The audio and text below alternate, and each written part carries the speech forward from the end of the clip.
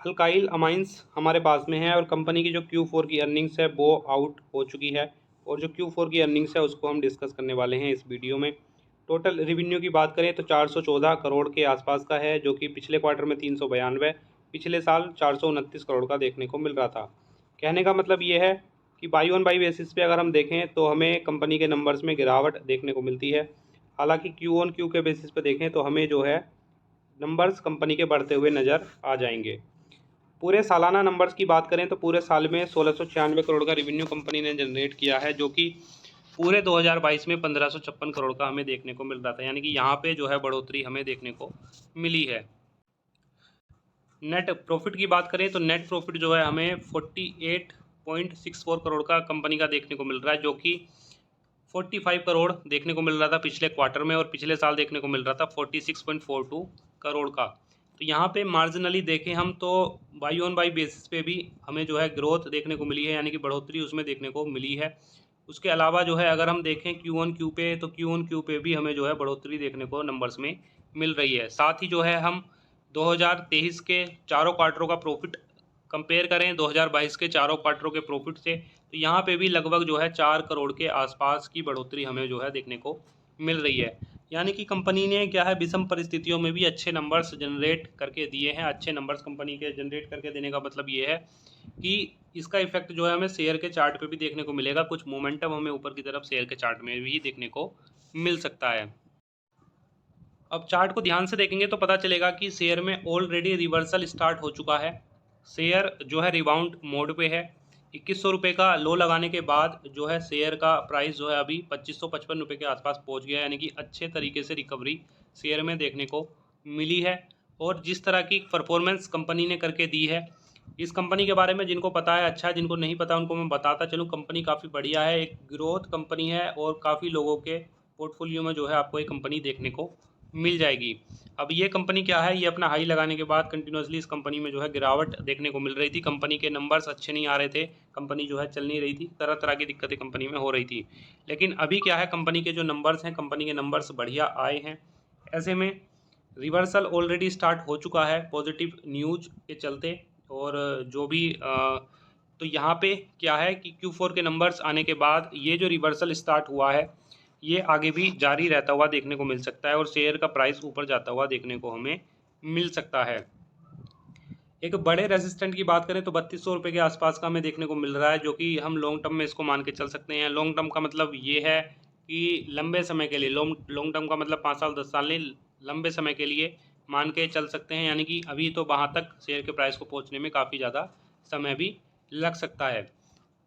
तो 2555 रुपये का प्राइस है, बाई करने के लिए जा सकते हैं। कंपनी का हाई अगर देखें तो 4400 रुपये के ऊपर का हाई है, तो बाई करने के लिए कंपनी में जाया जा सकता है। डिस्काउंट अभी कंपनी में अवेलेबल है, 40% के आसपास का डिस्काउंट अवेलेबल है, तो बाई करने के लिए जा सकते हैं। निवेशक जो अभी तक होल्ड करके रखे हुए हैं कंपनी को, कंटिन्यूसली होल्ड करके इसमें बने रह सकते हैं, वेट कर सकते हैं। Q4 के नंबर्स अच्छे आए हैं तो कंपनी में जो है वेट कर सकते हैं।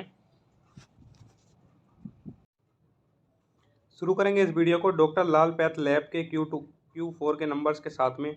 नेट प्रॉफिट की बात करें तो नेट प्रॉफिट में 7.5% की गिरावट देखने को मिल रही है, जो कि गिर के 57 करोड़ तक पहुंच गया है।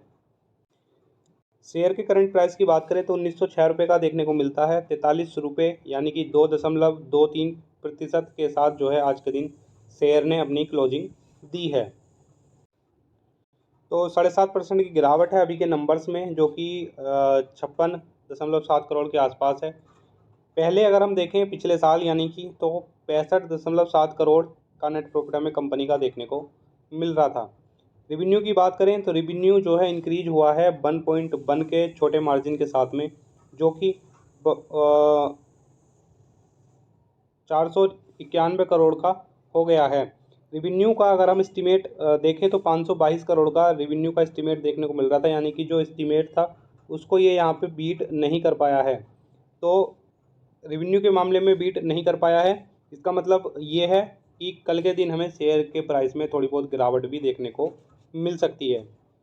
EBI TDA की बात करें तो उसमें भी 4.5% की गिरावट हमें देखने को मिल रही है, जो कि गिर के 115 करोड़ के आसपास का रह गया है। और मार्जिन की बात करें तो मार्जिन भी 23 0.5% के हो गए हैं 24.9% के हिसाब से। तो जिस तरह के लाल पैथ के नंबर्स आए हैं Q4 में, हमें पता चला है कि रिवेन्यू में जो है यहाँ पे मिस किया है, जो एस्टीमेट था उसको बीट नहीं कर पाए हैं। साथ ही जो इनका नेट प्रॉफिट था, नेट प्रॉफिट में भी 7.5% की गिरावट हमें देखने को मिली है। कहने का मतलब ये है कंपनी के नंबर्स अच्छे नहीं आए हैं, शेयर में जो गिरावट है वो हमें आगे भी देखने को मिल सकती है।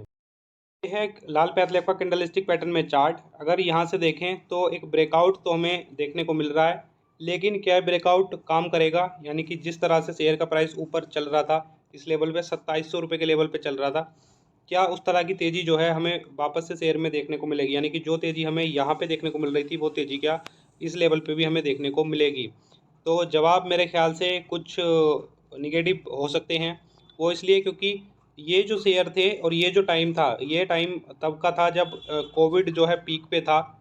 यानी कि जब जो है कोविड या दूसरी चीज़ों से या फिर वैक्सीनेशन का काम चल रहा था वहाँ पे, तो उसमें क्या था कि कंपनी के नंबर्स जो है बढ़िया आ रहे थे, कंपनी को रिवेन्यू मिल रहा था, सारी चीज़ें मतलब बढ़िया चल रही थी। लेकिन कोविड जैसे ही धीरे धीरे ख़त्म हुआ, तो वहाँ पे क्या है, इन कंपनियों के जो थे रिवेन्यू कम हुआ, रिवेन्यू के साथ जो है नेट प्रॉफिट कम हुआ और शेयर के प्राइस कंटिन्यूसली गिरते चले गए। तो अभी थोड़ा सा रुकने के बाद शेयर के प्राइस ने थोड़ी सी रिकवरी दिखाई है, लेकिन जिस तरह की Q4 की डिसअपॉइंटिंग अर्निंग्स हमें देखने को मिल रही है, यानी कि नेट प्रॉफिट जो है वो 7.5% तक गिर गया है।